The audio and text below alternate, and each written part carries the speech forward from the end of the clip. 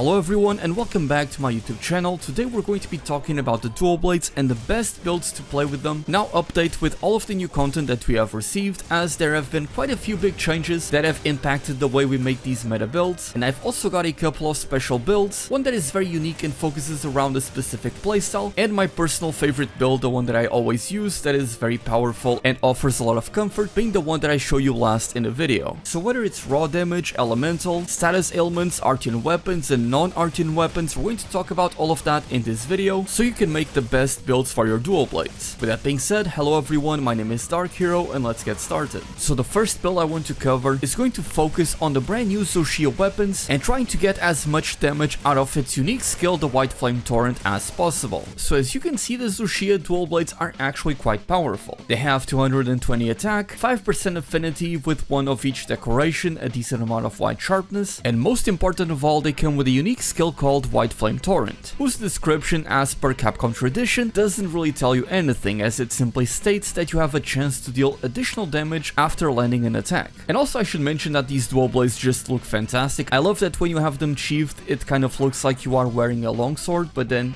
you take them out and it splits into two different blades. But anyways, the way that the White Flame Torrent skill works is actually pretty cool. Basically, whenever you attack a monster, you're going to have a 33% chance to trigger an additional hit, similarly to when you use a Corrupted Mantle and you get that secondary hit. So right there, I didn't get that additional hit, and now the skill is going to raise its chance to get that additional hit to a 50% chance. So if I attack again, right there I managed to trigger that additional hit that always deals a fixed 50 damage, though you are able to increase the damage of that secondary hit. I'll talk about that in a second. But whenever you get that lucky hit, it resets the chance back to 0, so you have a 33% chance, you miss it, it's a 50% chance.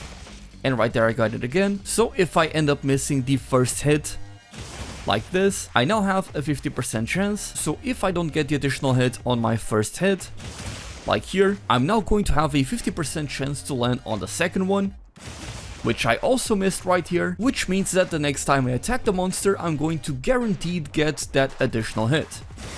Like that. Now in truth, if you keep hitting the monster over and over again, you're not going to get those secondary hits all of the time, as there is an internal cooldown of 3 seconds, meaning that whenever you get that additional hit, right there you have to wait 3 seconds, and only then will you be able to get that secondary trigger if you get lucky or increase the odds for that to happen again. And as I said before, you're able to increase the damage of that secondary hit by either using the 2-piece set bonus or the 4-piece set bonus from the Guardian Rathalos armor set, which gives you the skill Scorcher, which is pretty much the same thing as the White Flame Torrent. It's an additional hit in the form of fire attack, except these will not stack together when you have the White Flame Torrent, and they will instead increase the damage of the White Flame Torrent. So in order to optimize our damage output with the White Flame Torrent, to deal as much damage with our weapon, and to get the most benefit out of combining these two skills, we're going to be mixing in the Guardian Rathalos armor set with the Gore Magala 2-piece set bonus. So we use the Guardian Rathalos helmet beta, the Zushia chest piece beta, Guardian Rathalos Vambraces beta, and then the Gore Magala coil and greaves beta with the Challenger charm too. Then for the decorations, you have some liberty here. We're going to be adding 3 Phoenix Jewels to get Coalescence to level 3, which Coalescence is simply going to increase our elemental damage whenever we get rid of the Frenzy Virus. And of course the 2 Saint Jewels are going to give us Antivirus, which is going to add 10% additional affinity on top of the 15% affinity that we get from having Black Eclipse 1 by wearing 2 Gore Magala pieces. The Challenger charm is going to put us at Agitator level 5, which will give us 20 attack and 15% affinity whenever the monster is enraged, and with the Tenderizer Jewel we get Weakness Exploit level 3, which is going to give us 15% affinity. Now alternatively, you could replace the charm, the Challenger charm that is, with the Exploiter charm to get Weakness Exploit level 5, which would give you more affinity, 30% at level 5, with the additional 20 whenever you hit a monster's wounds, but we're not going to be counting that, because very often you're going to be breaking the wounds on the same combo that you apply them. Agitator has the upper hand because it gives you additional attack, on top of the additional affinity, so you're going to be doing more damage with this setup, though you may get unlucky with the RNG and not get as many crits. And then we're going to be adding a Chain Jewel, which is going to give us Burst level 1, as Burst is by far one of the best 1-point wonders in the game, giving you a lot of damage by just adding a single level of this skill. And given how fast you attack with the dual blades, you're going to be able to maintain this effect active very easily. Now, as you can see, I still have a few decoration slots that are empty, and these ones are more so up to personal preference. For the level 1 decoration, you can go for Shock Absorption if you are playing in multiplayer. Me personally, I prefer to go for 2 levels of Item Prolonger, extending the duration of the effect of any item you consume by 25%, so if you are running a Dash Juice, Demon Drug, Might Seed, anything of that sort, Item Prolonger is going to be pretty beneficial. Now for the level 2 decoration slot, you could go for Peak Performance if you're able to maintain full health at all times, but I personally don't like to go for Peak Performance unless I have a full regen build. Counter-Strike is a nice option, but I personally only think it's very much worth it once you have level 3, which you would be able to replace these Finnick Jewels for Counter-Strike to get Counter-Strike level 3, which is going to give you 25 attack, which is actually a lot of damage over the course of an entire hunt. It's a pretty insane boost. Much better than Coalescence. You just need to either get hit and be knocked back, or use your Focus Strike with the dual blades whenever you are about to be hit, so do take that into account. Me personally, I like to go for Evade Extender. It of course works quite well with the dual blades, and it's going to allow you to more easily enable the Demon Boost mode, which is going to allow you to deal more damage. The Evade window is also a very good option. As I explained in the White Flame Torrent section, this build is going to excel against monsters that have higher HP pools, because that is where the White Flame Torrent additional damage hits are going to make a huge difference. Right now, in the current moment, before the release of any Arc-Tempered monsters, the only monster where I think that is the case is Zushia. But as we get the Arc-Tempered monsters introduced into the game and higher HP pools, this build is going to become much better against those monsters, especially if you're someone that takes a little bit longer on their hunts, usually around 10 minutes or higher than that, or if you play multiplayer a lot, then the Zushia weapons are going to become some of the best options for you. Now the next build is going to be one that I'm sure a lot of you players are already familiar with, so I'll just run through it very quickly, and that is going to be the 4-piece Gore Magala set, which actually has gotten quite better with Title 1 updates thanks to a new armor piece. So for this, we're utilizing the Zushia chest piece beta, which is just fantastic, having Agitator level 2 and a level 3 decoration slot, extremely efficient, and of course it also comes with a ton of defense. And then we go for the 4-piece Gore Magala set with the Challenger Charm 2. Then for the decorations, we're going to be adding 1 Challenger Jewel, which will get us to Agitator level 5, 1 Chain Jewel to once again get Burst level 1, 2 Tenderizer Jewels to get Weakness Exploit level 2, 2 Saint Jewels to help us get Antivirus level 3, which of course is going to combine very well with Black Eclipse, except this time we have Black Eclipse level 2, which is going to give us some additional attack on top of that 15% affinity, and that is the reason why the 4-piece Gore Magala set bonus is so good, because you're able to get additional affinity and additional attack at the same time. And as you can see, I also added 3 Counter Jewels to get Counter-Strike level 3, which again gives you 25 additional attack, that in order to proc you need to either get hit and be sent back into the ground, or you need to time your Focus Strike and use it just as you are about to get hit. If you're able to maintain Counter-Strike active throughout the entirety of the hunt, it's going to be a massive boon for your damage output, though the thing with this skill is that you need to either be playing suboptimally and getting hit every once in a while, or you need to be especially conscious of your playstyle and make sure that you use the Focus Strike at the right time. And as for the weapon, of course the Artian weapons would still become your best option. You can still go ahead and use the Zushia dual blades, which are very solid options in their own right, but you're not going to be excelling with them, but they're still going to be quite powerful. And as for the Artian weapon setup, as usual you want to go with as many attack infusions and 1 to maybe 2 sharpness boosts depending on how much affinity you have on your build. Me personally, I always like to go for 2 sharpness boosts, and as you can see, this dual blade has 3 elemental boosts, which ideally, if I were luckier, they would all be attack boosts. And of course, depending on the element of the weapon, in this case I have paralysis, that is going to affect what skill you put on the build. So for example, if this Artian weapon had the dragon element, I would use this decoration that has dragon attack 3 and critical element level 1. But because this is a paralysis weapon, I'll simply add paralysis attack 3 together with critical boost level 3, and finally a skill to manage your sharpness. So for example, this decoration with Razor Sharp 3 and Handicraft level 1, and you also have the option of swapping out the elemental decoration if you are up against a monster that isn't a very good matchup for elemental damage, and you can go for critical eye 3 instead to get 12% additional affinity. All in all, the 4-piece Gore Magala set is still a very powerful build that of course has gotten better by having the Zushia chest piece, and above all, it's a build that you can put together very very easily, and things are just going to work out for you. You're going to get that additional affinity and additional damage.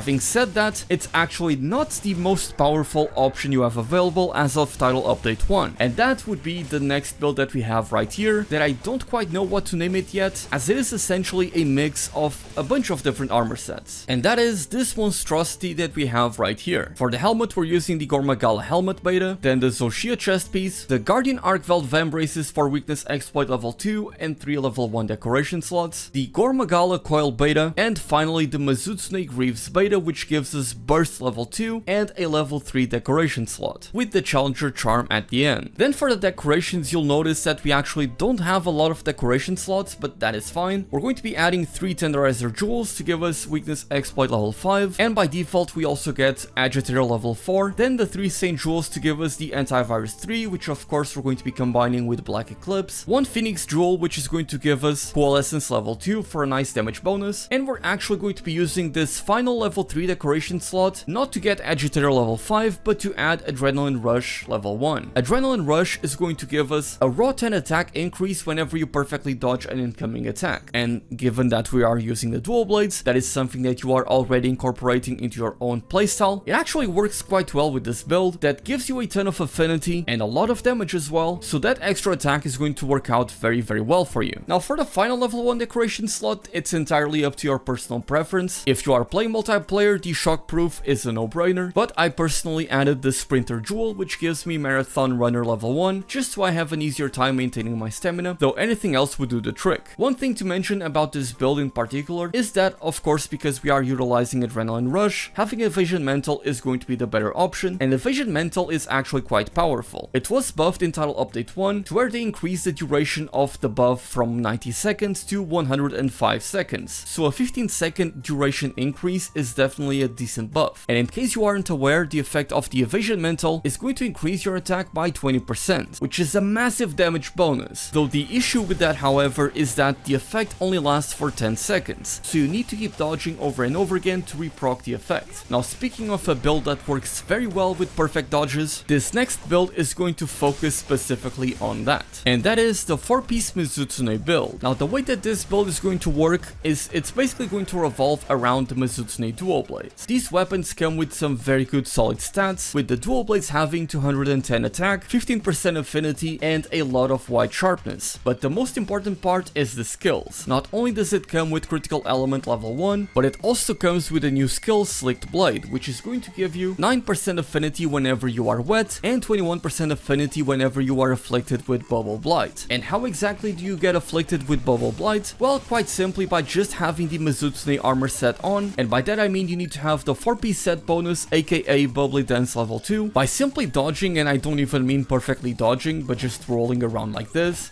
You're going to trigger the Bubbly Dance effect, which means that you have a very easy way to add the additional affinity that you get from the Slicked Blade effect onto your weapon.